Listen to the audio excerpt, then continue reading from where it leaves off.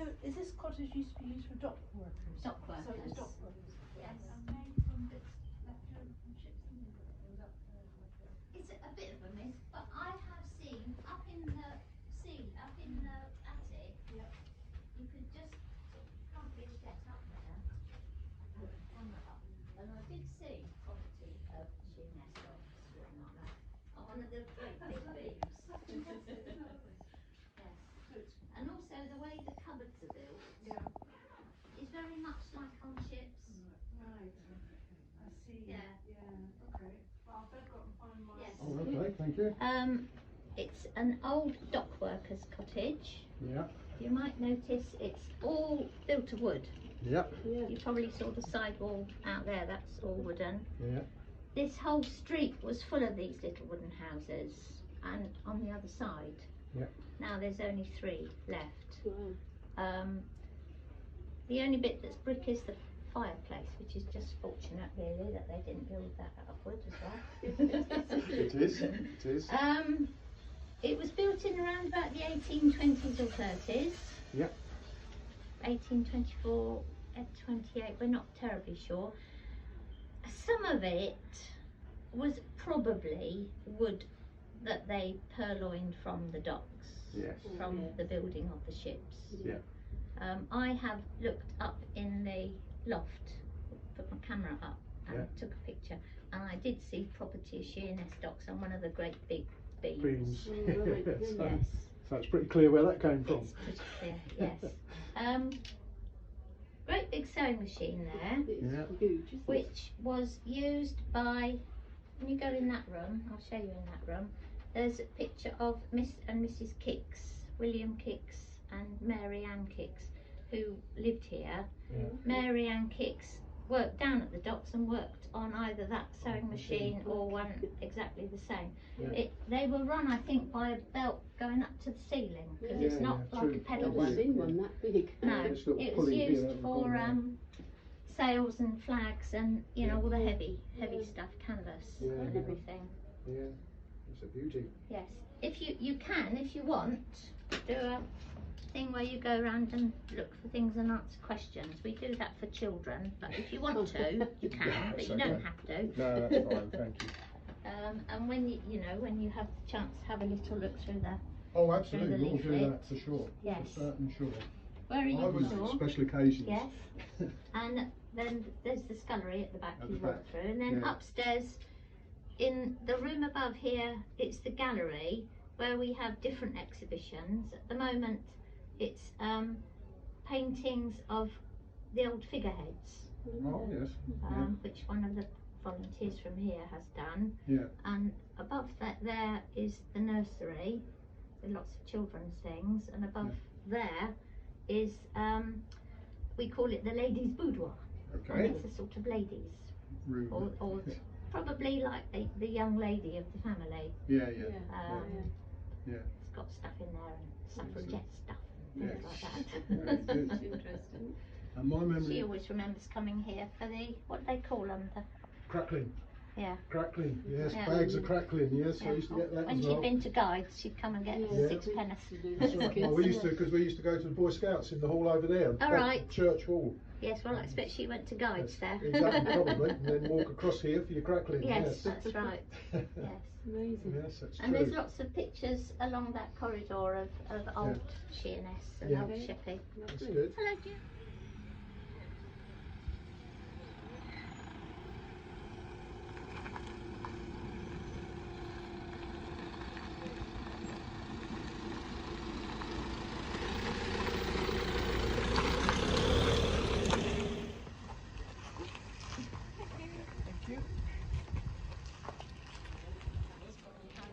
Swampies. Yeah. Okay, I now live in Laysdown. I'm a Sittingbourne boy by birth, so lived in Laysdown for 10, 12 years. So I'm only an apprentice Swampy, but welcome nonetheless.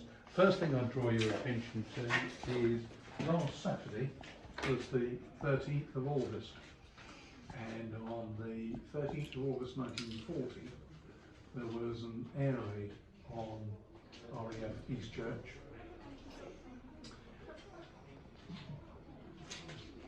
and it was what the Luftwaffe regards as officially the first day of the Battle of Britain, whereas we regard the 10th of July as officially the first day of the Battle of Britain.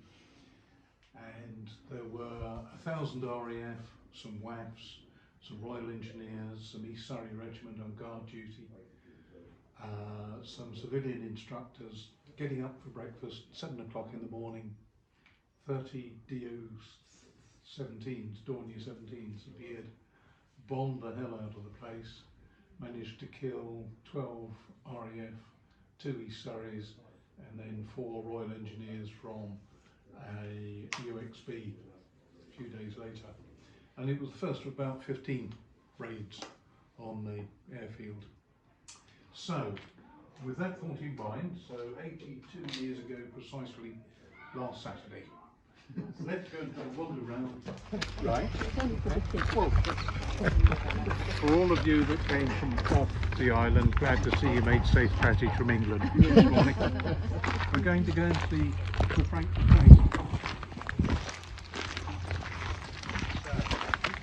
This is Frank McLean, Sir Frank, he later became, and he is posed as he would, as he appears on the front cover of his autobiography, at the controls of a Wright Flyer, and he's known as the father of the father of naval aviation. He later became an officer in the Royal Naval Air Service, and but his main claim to fame, and why we're interested in him, is that, if you're familiar with the phrase, he bought farm. There was a farm here called Stone Pits Farm. And as you may know, Sheppey is a big lump of London clay, and it's got outbreaks of green sandstone that come to the surface every so often, and they used to dig these out for chippings for road surfacing. So bear in mind Frank McLean, and we'll go just round the corner here. You will see that our memorial garden is a work in progress. Railway workings are by East Kent College, who train building trades. So this is where they play at, I should say rehearse, laying tracks. Very well. The reason I brought you here is, if you turn round, just to the south of our camouflage building, which is the extension of the building for the museum, just to the south there would have been where Stone Pits Farm house stood. And Stone Pits Farm was called Stone Pits because there was a big pit out of which they dug the stones, green sandstone, for road surfacing, and I and some of the party are standing in it. And it would have run up to this cement line, down to the corner there, and back up again. And in 1909, when Frank McLean bought Stone Pits Farm, this would have been a big open pit. And in 1909, every time you use an aircraft, you're most likely to damage it. It's going to come to a sudden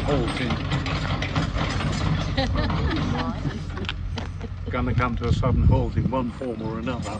So beneath my feet are probably the wooden canvas will have gone, but the nuts, bolts, screws, levers, engine parts. So if you know anybody with deep ground penetrating radar, do please let me know. Station building for a branch line that comes in from the Sheppey Light Railway. We're on the road side of it. They'll go round the back and onto the rail side, over to this fence, because I warn you, I'm going to ask you a trick question. And the trick question is, you can just see a hazy line of silver running from left to right. That's the southern shore of Sheppey. And I'm going to ask you, how far do you think we are from the River Swale?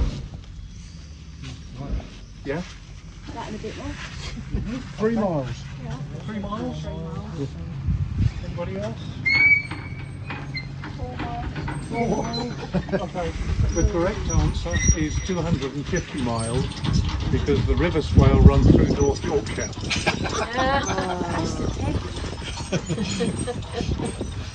That is the swale, Yes, not the saline biggest one. throughout, Yeah. tidal throughout, has no rising point.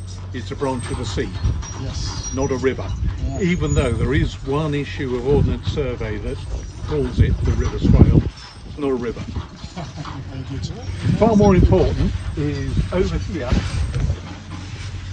these buildings that you can see in the distance with the green fence round them, and they are 1912 repair hangars built for the Royal Naval Air Service, and I am desperate to get my hands on them because they're standing empty at the moment. What I want to do is turn the first two into a paying museum, because you can see the first two, the roofs are on, but the doors and windows are void at the moment, so they're full of rats, cats and pigeons. And then the further pair, you can see the roof is breached. What we want to do is to take those, strip them back to their chassis, to the framework, and then restore them back to 1912 hangar status, which would give us the chance to give the boys on the hill some jobs in engineering, in tourism, in catering. So that's our objective. Let's move on before we get to the States Department of the Ministry of Justice. I said that this building was the station building for the branch line. I'm standing on the platform bit, you're standing where the rails would have run. The rails would have gone up to about where the yellow canopied building is. The building also served as the munitions store for the early airfield. And these things, which look interesting, don't they? They look as if they could be gun platforms. They're actually 1960s silo bases. Right, the reason I brought you here is up on top of the hill, you see a big building with a green roof. That's a water tower. Just below it, it's difficult to see in today's conditions, but there is a round building close to the ground with a long slit in it. And that was the original 1913 command centre. So Eastchurch can claim to be the only established airfield in the country with its control tower underground. The big red brick buildings are A and B wing of the open prison. Then the white buildings, which are closer to us, are circa 1920s, 1930s RAF buildings. Right. Now, you may remember when I started to tell you about the place, I mentioned 13th of August 1940. It was the day of Aldertag, or Eagle Day. Luftwaffe arrived 7 o'clock in the morning, bomb all the wooden billets which were on the hill then, turn and strafe all these buildings. And if you look over there, you can see the strafe marks running up the building. So they're 20mm cannon impacts. And fortunately the building survived, particularly because it was an ammunition store at the time. Difficult. You can see that they run right up and took out the top window.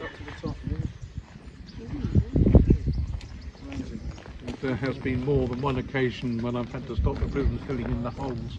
I'm talking about if I was to talk about Orville and Wilbur Wright. Absolutely. Yes? Yes. So the two Americans credited with inventing the aeroplane in 1903. Would it surprise you to know that Orville and Wilbur Wright visited Sheppey? No. Okay. This photograph Only because we've read the book. This photograph taken in 1909, and everybody in the photograph is concerned with or connected to early British pioneer aviation, except this guy. He's Mr. Andrews, and the only reason he's in the photograph is because he owns the building. And the building is Muswell Manor, down at Laysdown. Yeah. Orville and Wilbur Wright. Charlie Rolls, as in Rolls Royce, J.T. Seymour Brabazon, the three Short brothers, Horace with a big head, and ask me why he had a big head in a moment, Frank McLean, Hedges Butler, Dr. Lockyer, and one of the English Wright brothers not related to the two Americans. And the reason for the photograph is to commemorate the fact that Hedges Butler, who is the Wright's English patent agent, has persuaded them to give license for the 3 shorts to build the first 6 Wright flyers in the UK. So, what the shorts do is set up a factory, and if we come up here a bit, Again, it's a conservation area where they should be fishing.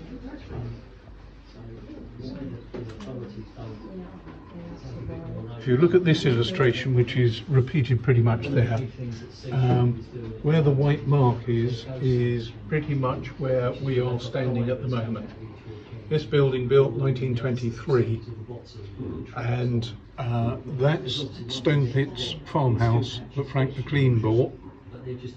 So you are standing on the site of the first aircraft factory, certainly in the UK and probably on the planet. First commercial flight ever, again, J.T. Seymour Brabazon puts a wicker waste paper basket on his plane and puts a piglet in it, takes it for a flight. Piglet is called Icarus II, and for many years I had thought that the piglet survived the flight but ended up as everybody's dinner that day. Until about 3 months ago, somebody walked through the door with a press cutting from the Daily Mirror for the next day, and with it was a picture of the local farmer, a Mr. Park, taking the piglet home over his shoulder as a pet. Oh, that's nice. So, if I can show you this, this is the Wright Flyer as designed by the brothers in 1903, and it's going in that direction. That's interesting. Whichever brother is flying it is lying down on the lower wing, one to counterbalance the weight of the engine. In his hands he's got control of the elevator for up and down, his feet control the fin for left and right, and what cracked it for the Americans was he's lying in what they called a saddle, and by moving his hips he can warp the wings, and what that does is give control in the turn. So you've now for the first time got an aircraft that will go where you point it rather than just being blown about by the local winds. You'll have an opportunity to wander around on your own a little later, so if there's anything I've said that you've got questions on, please do come and ask me or by 2 volunteers. Why's he got such a big head? Oh yeah, right, Horace's head.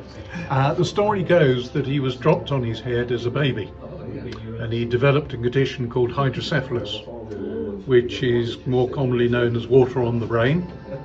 And we know what's good for water on the brain, don't we? Tap on the head. Who said it? Yeah, well done. A tap on the head. But he was a mechanical genius.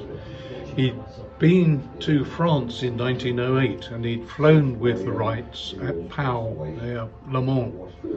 And he had an inkling that the contract might come up for the 6 Wright flyers. And he asked them for technical drawings. And they said, well, we don't have any, we've simply made it up as we've gone along. So he measured the aircraft, he sketched it, and one of the pages of his sketchbook is just at the bottom of that display there. And he came home to Parsonage Farm, which is just up the road here, before the roundabout, and he drew technical drawings from memory. So, mechanical genius. He then gets his hands on the design of the Wright Flyer, and one of the first things he does is put an upright seat in it. So now you've got control to hand and feet. The next thing he does, because he's got a much better, more powerful engine available to him, is put wheels on the bottom. So you can now get the thing off the ground from a standing start, rather than using the acceleration system that the Wright brothers had invented, the scale of this is wrong. Either the aircraft should be much bigger or this should be much smaller. But it's effectively a half-ton weight. The aircraft sits on the dolly. When the pilot is satisfied that he's got the engine running and the props turning, kicks a catch, it drops the weight and it accelerates the aircraft up to about 30 knots, which will hopefully, with the props turning, provide enough thrust to get the thing going. I mean, often it didn't. The disadvantage of this is that it takes 2 hours to set up. It's got to be set up into wind, and within those 2 hours the wind direction can change, which is why Horace wasn't happy with it and wanted to change the system. So, if we come round here, yeah, it's so funny when we were talking to my grandchildren, we got to the grandchildren and the older one, Sophie, what goes on this year. so this brings us up to the Second World War. There's a map of the airfield in the 1940s, 700 acres, always a grass field. There are 3 prisons on site now. One is Stanford Hill Open Prison, which stands about there. You've got Elmley, which is category A, and Remand stands there, and Swaleside stands about there. But there's the branch line coming in from the Sheppey Light Railway. The building that we're standing in is marked, it's just there. Yeah. Then, returning to the 13th of August 1940, the Aldertag raid. This painting was donated fairly recently. That's Warden Point. That's the sands at Laysdown. That's RAF Laysdown, of which there's a model just behind you 2 ladies there that you can have a look at later. And then on the point is where the big picture was taken, Muswell Manor. In this picture, Dornier DO-17 is being seen off by Hurricanes of 151 Squadron. Okay, we come round here. The Americans shot one back to Texas and shot it 35 miles up into the air, and from one produced the first pictures of the Earth from space.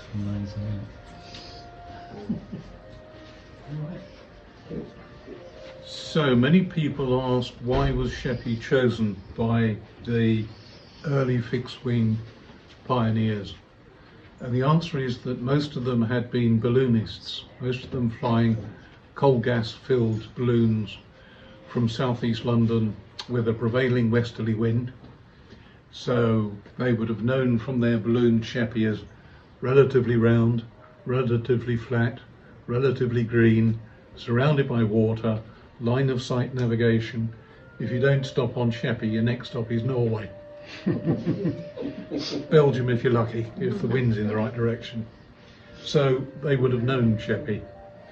The main agriculture of the island is, the main economy of the island is agriculture, and that's becoming more technical, so there's workforce available. Good communications.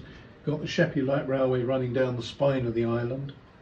You can get from Queenborough from Victoria to Queenborough by Steam Express in 59 minutes, which is better than today's service. You've got every possible skill you could need up in Cheney's Dockyard, shipwrights, carpenters, blacksmiths, riggers, whatever, and they're under military discipline. And we're only 50 miles from London. That's why Sheppey was chosen. Why, you might ask, has Sheppey not got a better reputation or is more widely known as the start of British aviation? And the answer to that, I believe, is that this was the place where the technical development was done. Places like Brooklands and Latham's Plain, Salisbury Plain, were where the rich guys played at the sport of aviation. This is where the Short brothers developed aircraft and went on to design many different kinds of the first aircraft to serve on aircraft carriers with folding wings. I mean, just so many firsts in British aviation were enacted or thought of here. So, that's the lightning tour. Anybody got any questions? Either me or Jim or Jerry can hopefully answer them for you. The exhibition starts over by the big picture and wanders up and down the aisles. So I will leave you to wander to your heart's content. Excellent. Okay. Dating from 1908, actually, when Charlie Rolls was practicing with a glider, pushing it off Stamford Hill.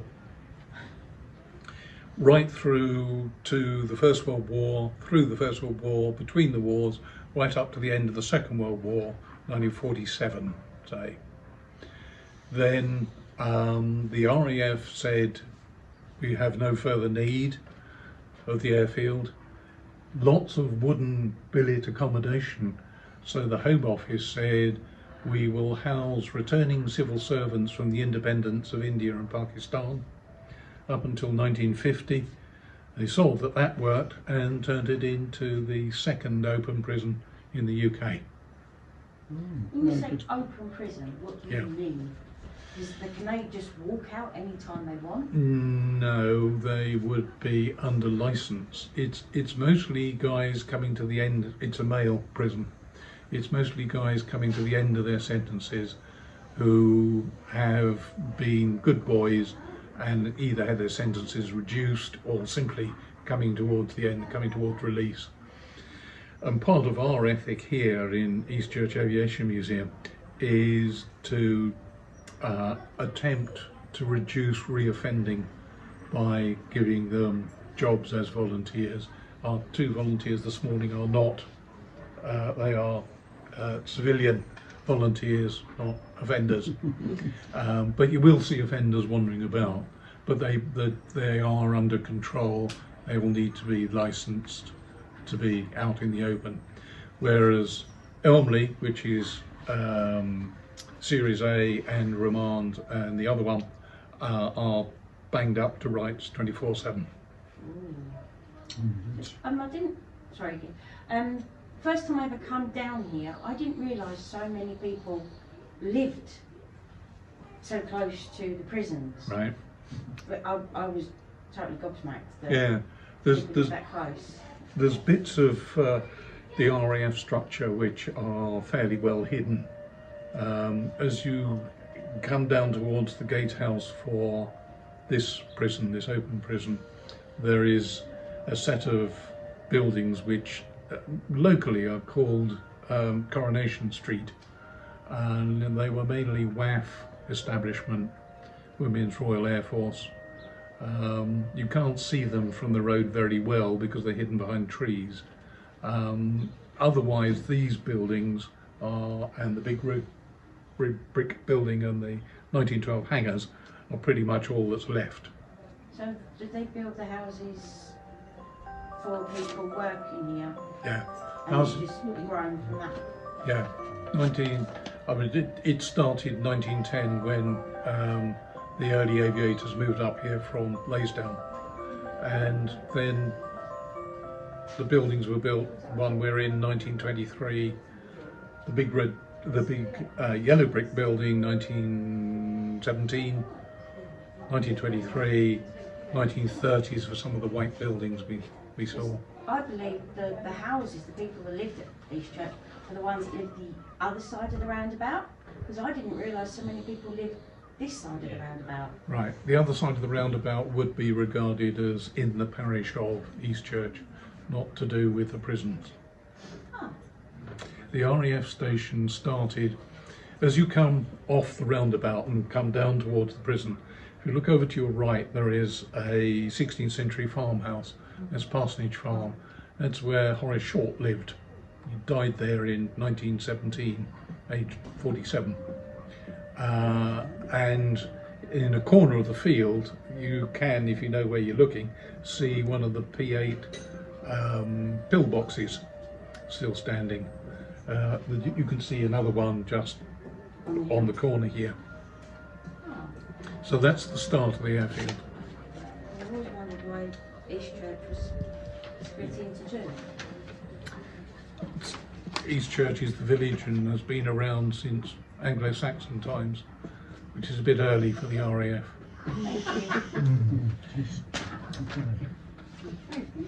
Thank you.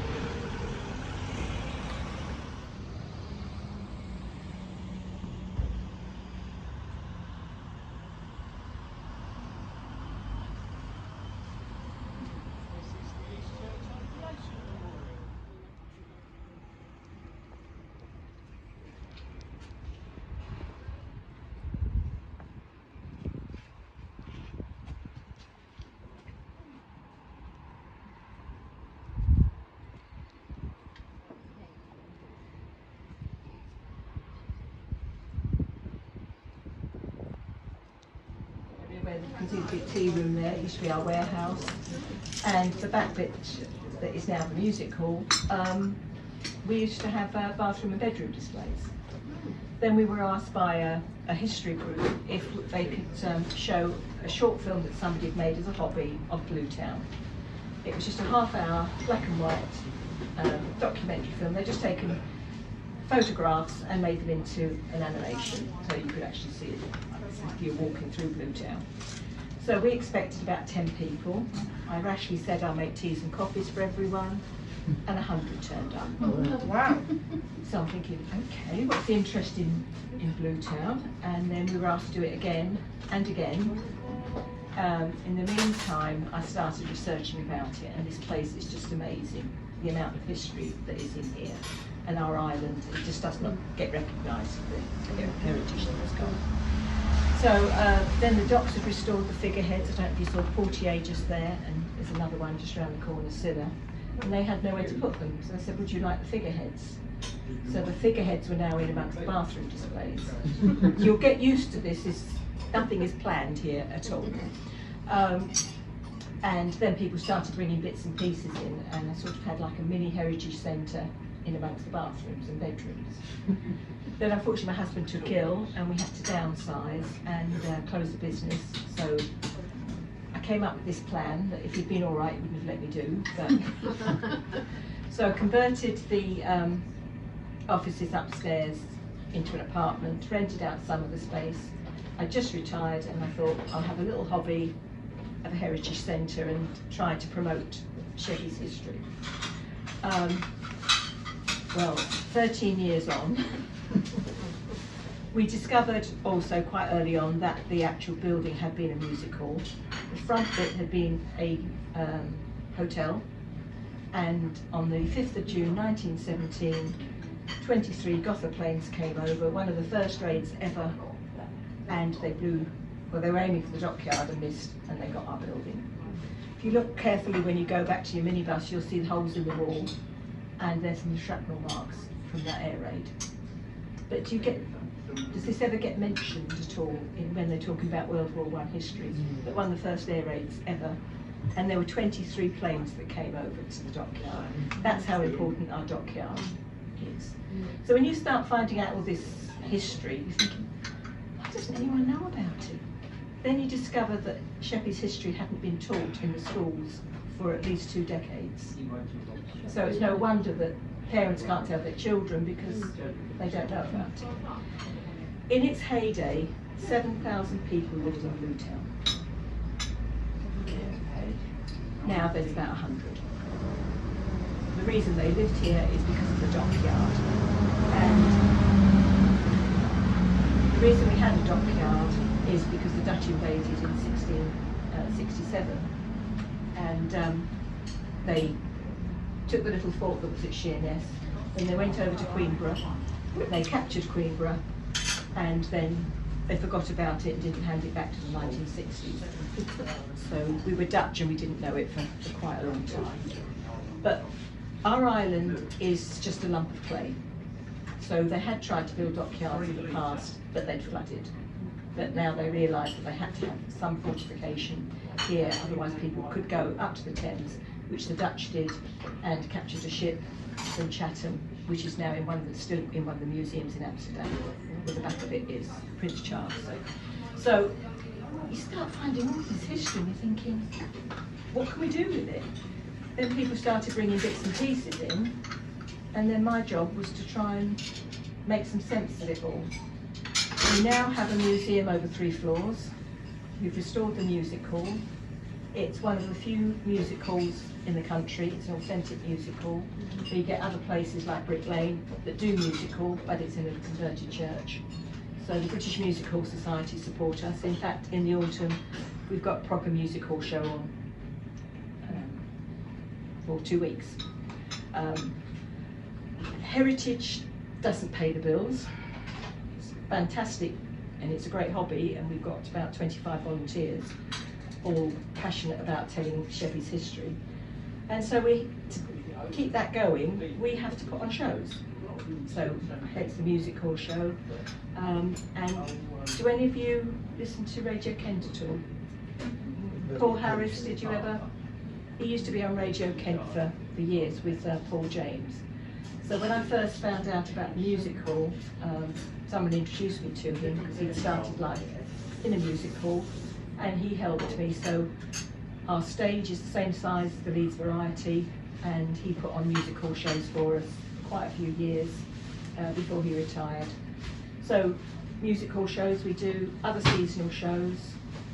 When you go into the music hall, you see it's all laid up because we've got a coach party of 38 in tomorrow. So they will have, one of our guides will get on their coach, take them around the island. They'll look around the museum, they'll have a film, and they'll have, I think they've got ploughmans tomorrow. And that's what we do, get lots of coaches in. The seasonal shows, we get 2 coaches a day. How they find out about us, I don't know. But I mean, the group next week, I'm just saying to Phil, are coming from Upminster.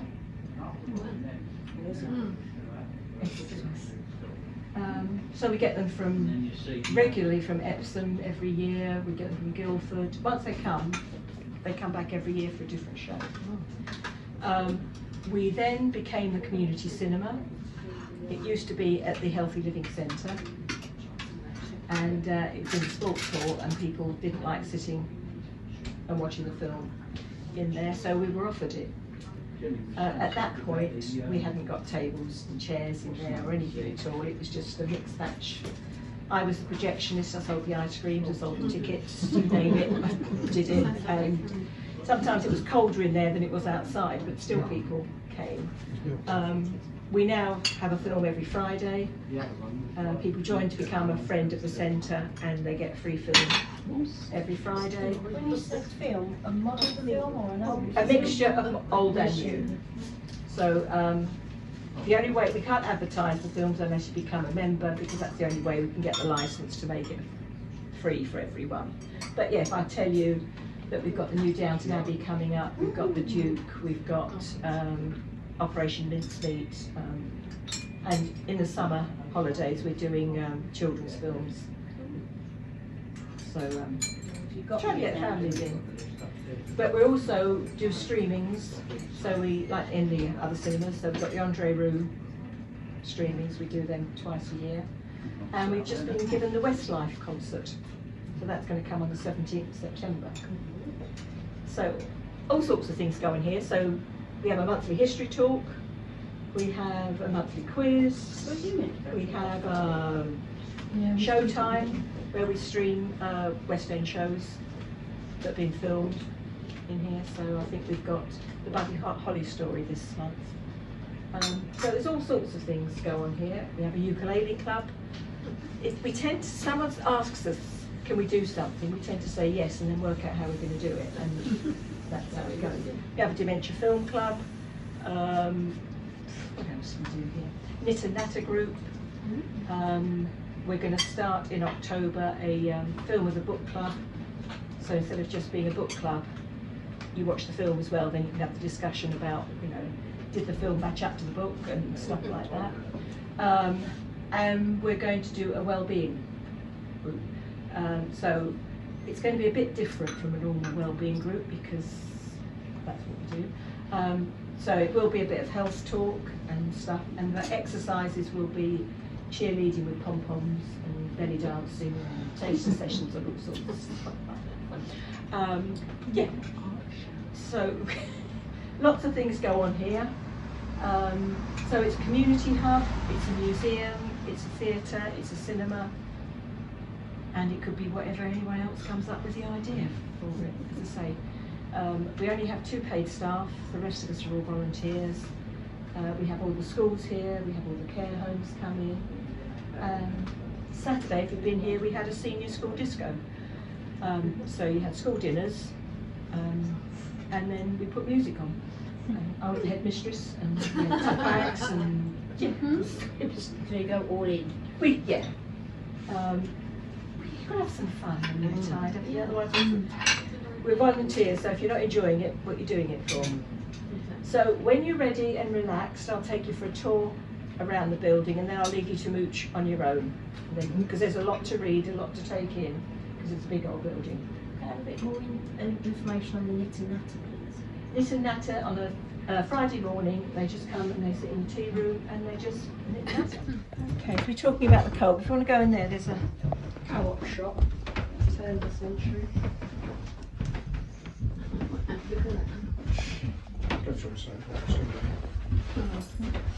So I'll just point you, just briefly tell you things, and then you can have a quick mooch on your own.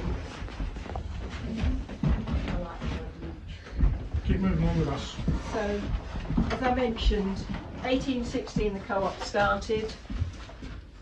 We found out about it because you can see the centenary book up there. Someone brought that in and we started looking into it. Then we had a school party and the little boy went home, told his granddad, and he said, I saved all the ledgers from the co-op when they were knocking it down. Oh. So if you look behind you, you've got original ledgers. Yeah. Oh, wow.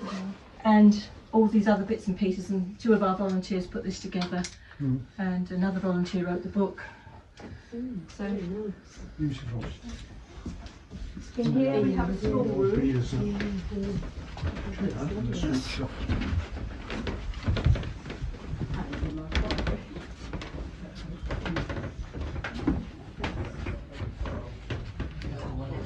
And there's a Sunday school there, so we've got a schoolroom and a Sunday school. All of this furniture came from Halfway School when they closed down. And that big throne there, that came from Danley School when it closed down. But it was, first off, it started off in the girls' tech school.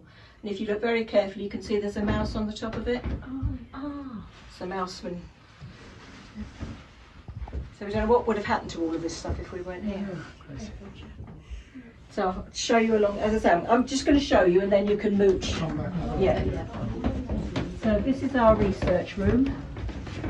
We do family history workshops here. 2 of our volunteers, you can book a slot on a Friday and they will help you through your family history. But also we've got lots of books. Again, people have donated their own research, and so it just grows and grows. Yeah. Be interesting to sit and look at the book.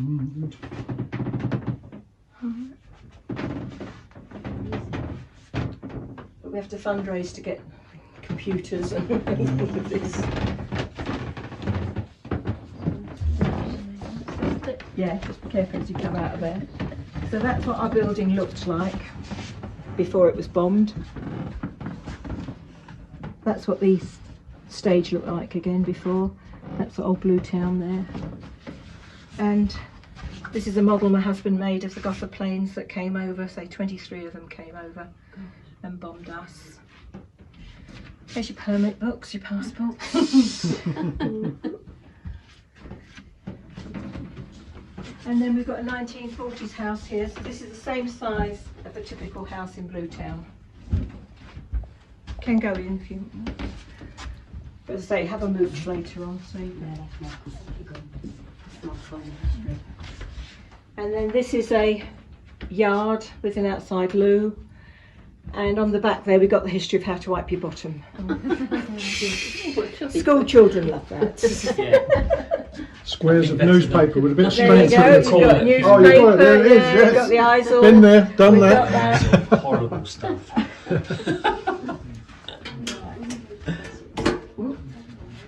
It's all right, you'll have to duck as you come through here and hold this door, all right?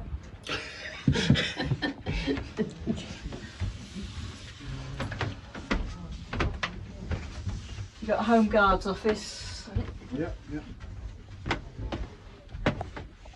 and then we're going to go up the stairs. This is where the air raid building would have sat. Yeah, what do you think now? Because you must be.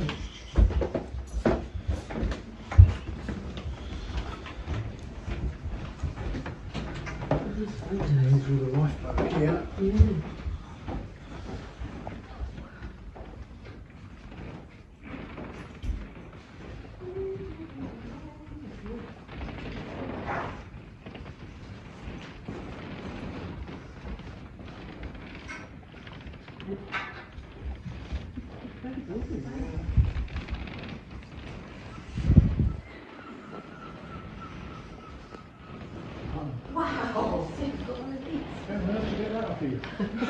There's a story behind everything.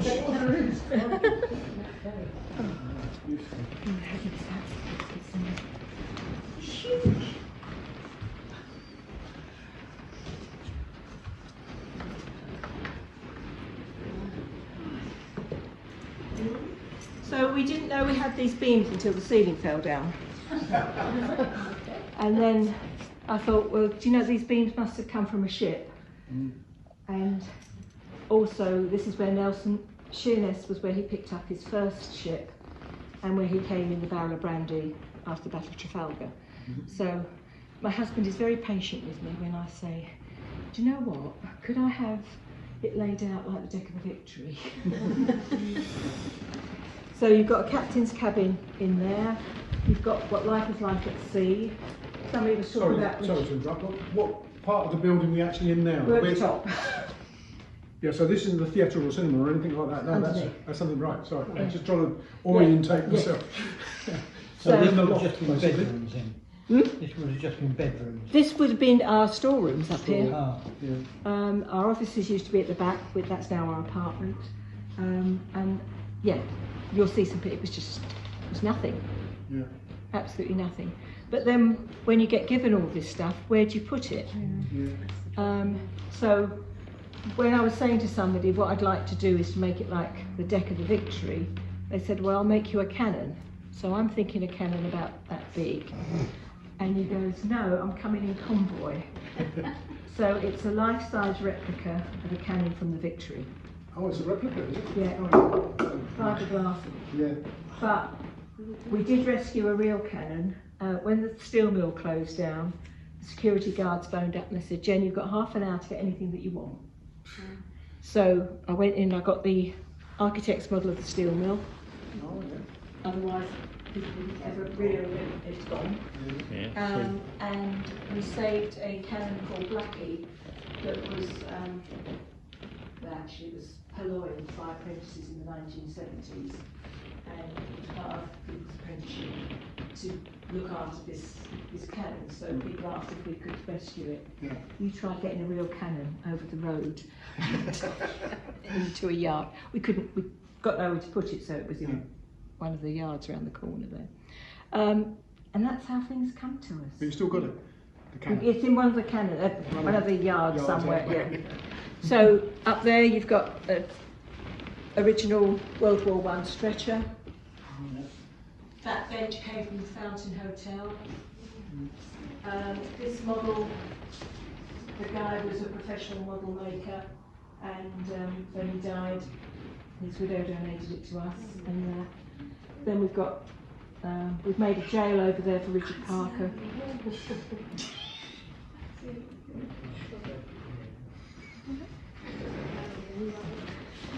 So you've also got over there the Princess Irene. So in World War I, there were two explosions that happened within a few months of each other, the Bulwark and the Irene, and nearly 1,000 people died in those two explosions. So what is now our war memorial was actually a memorial to those two explosions. Now, the Princess Irene was one of the first minesweepers. It was made by Canadian Pacific. It didn't even have time to have its paint changed over to the Royal Navy paint. People didn't know how to load up mines, and it blew up. And the explosion was so great that a child died on the Isle of Grain from the shrapnel. And when they were going to do the centenary of it, we got involved because when they did the Bulwark a few months ago, before that, they did it in Chatham and didn't invite anyone from Sheppey, which annoyed us a bit. So we thought that we would do something. So my husband actually made that model from one photograph. There was only one photograph of the ship ever. So he scaled that up and made that for us. We had a student from the University of Kent who did a biop of everyone that had died in that explosion. And then somehow or other, people found out what we were doing and they said, could they come over? Because they knew they had relatives that had died in that. So we had people that came from Canada, Australia, Tasmania, all over the UK. So then we had to get some funds to try and feed them, and then people with little boats offered to take us out to the wreck site, and then we had a memorial, and that's just how things happen here. Then that is the Montgomery. So if you looked outside, you may have seen two silver pulleys. That's them. They were a bit dangerous and swinging in the wind, and the docks phoned up and they said, can we bring 2 bits of the Montgomery over for you? So that's how we've got them out there. And by the way, we've got an anchor as well, so that's why we've got those. Are you going to get the masts when they take them? No, Good question. Very But good also- question. Inadvertently. Yeah, but We they're have a about letter. to cut Yeah. the Oh, masts yeah. off Yeah. the Montgomery. I think that's wrong. So we have a letter there from the American government to say that they salvaged it. So according to them, it's not there. Yeah. Okay. I love that. Yeah. Along there, you've also got a timeline of Sheppey's history. So when you come up and have your mooch, there's plenty to read and have a look at. So I'm going to take you downstairs to the music hall and then leave you to your own How device. come you've got a little garden? Because when I moved here, I had to give up my garden, and that was just a horrible black fat roof. And so Now over it's the years, not. I've made it into my little garden. Yeah, that's lovely. Nice. So I have my summer house, Wow. which, Beautiful little hidden gem. Yeah, it is. so that's my little escape. So I don't let the public on, but once a year we have a cocktails and canapé party for all the volunteers. So we, Karen just said it looks like a bowling room. yes, it's fake grass. I just hoover it up, you know. It's something really important. You'll see some anchors in Bluetown, but this is the only place in the world that anchor trials have ever taken place. The Royal Navy used to use Sheerness Dockyard to do all their experiments and trials, and prior to 1852 it was basically one shape of anchor that did everything, and they were losing anchors. So they tested anchors to see what shape would be best for what circumstances, and that's still the only time that anchor trials have taken place, when you consider that every ship has an anchor. And there used to be an anchor testing house at Sheerness Dockyard as well. So yeah, someone was asking me what my next dream is. I would like to actually have an anchor museum along Bluetown High Street with all the different shapes of anchors and figureheads and stuff. When you come down here, you'll see a handsome king at the bottom. And I'll tell you about him.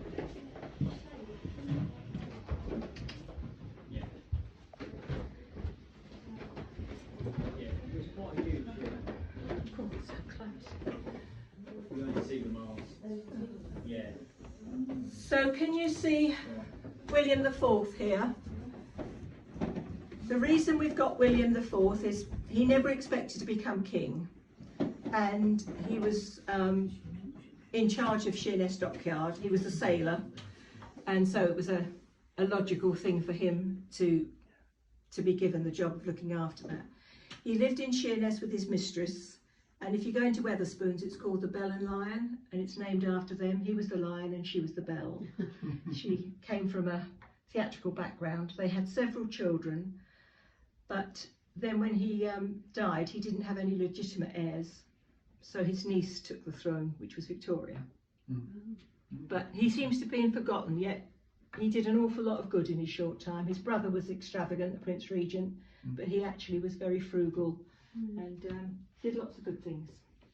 All right, so careful as you come round the corner here, we're going right down to the bottom.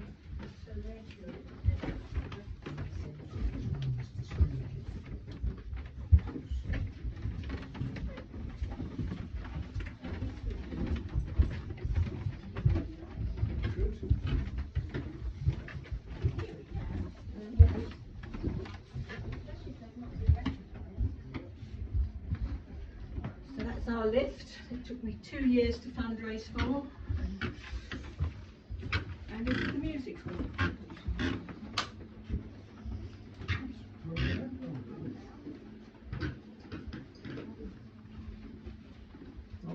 I think I'm about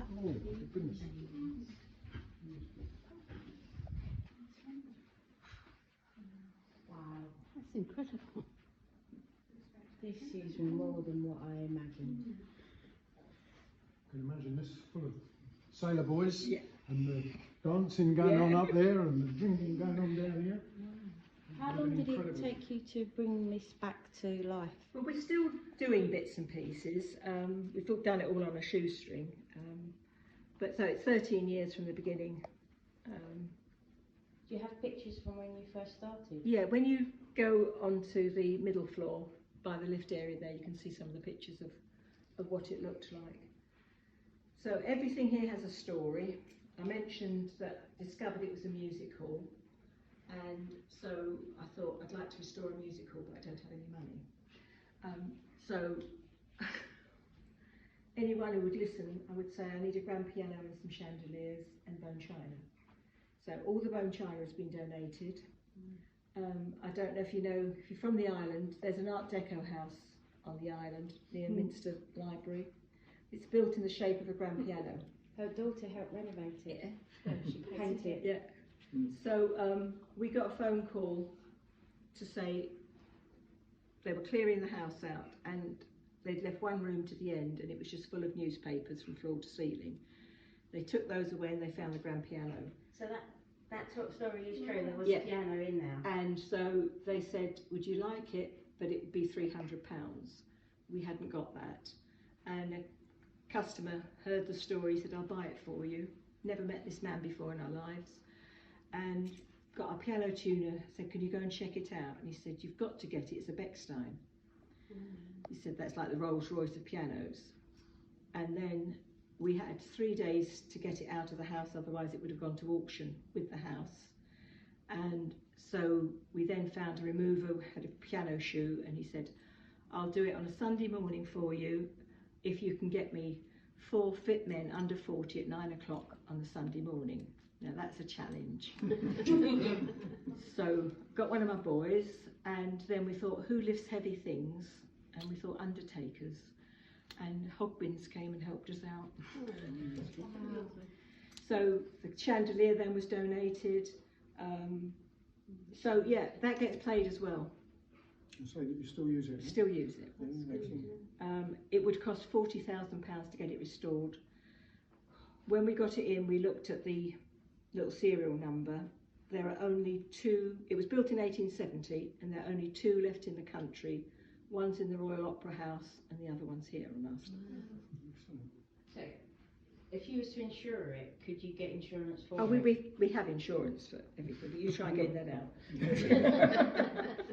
No, you couldn't. So you can see couldn't we're replace a that anyway. cinema.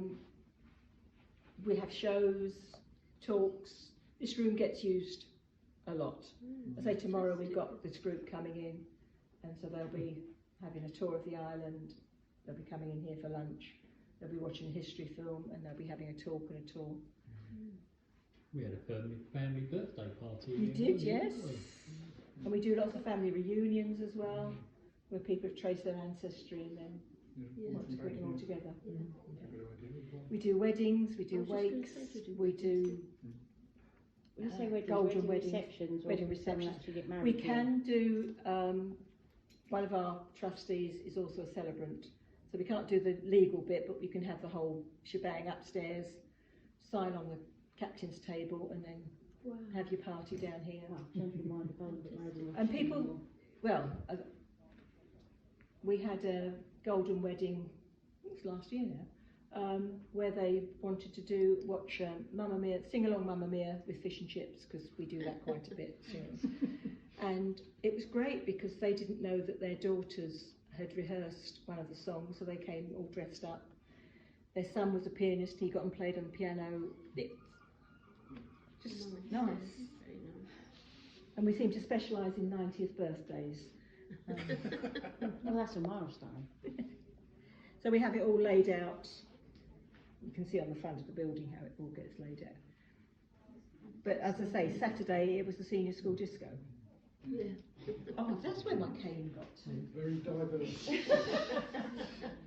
I was terrifying them all with the cane. Oh my lord. So, I'll leave you to mooch. All right, I'm around if you need to ask any questions. What's the history of this dress? Well, we did have Max Miller's costume in there, and British Musical Society wanted it back. So I had to find something quickly to put in there, and so that's my wedding dress. Oh, It's lovely. absolutely stunning. There you go. Oh, it's beautiful. Yeah, it is. Yeah, I'd like to get into it now. But...